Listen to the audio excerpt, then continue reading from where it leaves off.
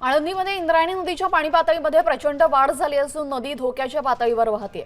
सुरक्षेचा उपाय म्हणून आळंदी शहरातील सर्व पूल तात्पुरते बंद करण्यात आले। भाविक वारकरी आणि नागरिकांनी नदीकाठी किंवा पात्रात जाऊ नये असं आवाहन करण्यात आलेलं आहे। बंद करण्यात आलेले आहेत, त्याच्यामुळे सर्व भाविक तसेच माधव खांडेकर, मुख्याधिकारी आळंदी नगर परिषद।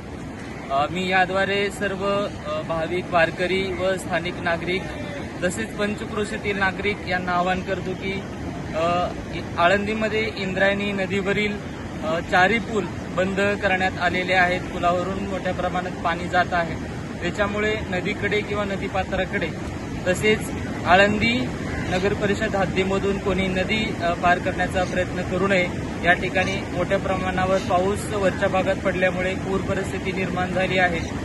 सर्व भाविकांना नम्र आवाहन आहे की आपण सर्वांनी सहकार्य करावे आणि प्रशासनाची मदत लागेल तेव्हा संपर्क करण्याचा प्रयत्न करावा। धन्यवाद।